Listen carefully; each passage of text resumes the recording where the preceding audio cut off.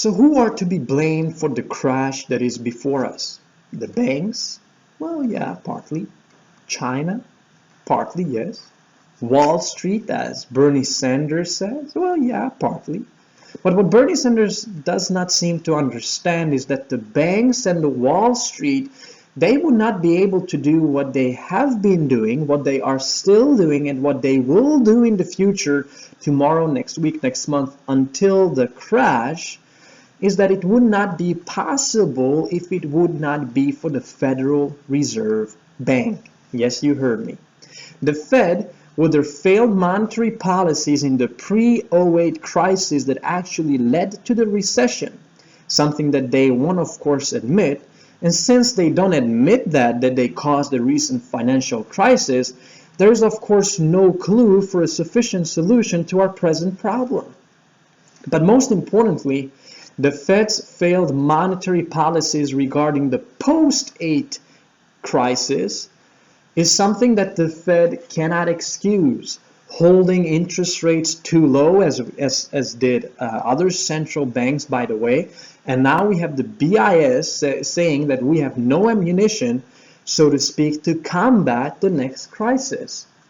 But this failed monetary policy has also to do with this phony Keynesian financial short-term solution. The notion that if we are just keep printing money and hoping for the best, and everything is going to turn around nice and softly, and we are just going to make it. Unfortunately, this is not how the real world operates.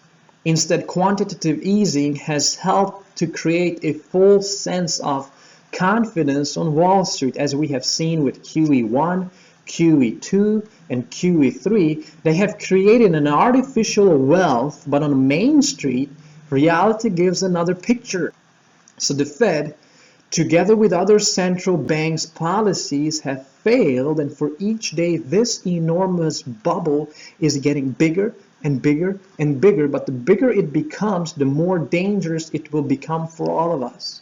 But you say, as I read in a comment on one of the clips, that you say, but the Fed raised interest rates in December. What are you talking about? Yeah, exactly. That is what I'm talking about. Look what has happened ever since that fatal decision to the markets. The markets have been falling ever since December, ever since that fatal decision of the Fed.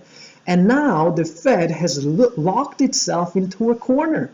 It will either decide, either in January, nobody thinks that, but March and in the future, it will either decide to raise rates. But that would be foolish, since you are only raising interest rates when you are coming out of a recession, not when you are headed fully blown into it, as most people say that we are entering a recession. So why would you do that? That would be foolish. Or secondly, the Fed is going to bring the rates back to zero and perhaps even to negative territory, as the Swedish Riksbanken has done the last year. But would that not be, what is the word I'm trying to use? Awkward, for a lack of a better word. How much can we trust the Fed and all these central banks? At the end of the day, in my opinion, what I believe we are seeing now is what happens when market forces are not allowed to operate freely, and where governments and central banks see it as their role to prop up the markets and keep the bubbles growing. If we have a free market, don't touch it. Let the market decide.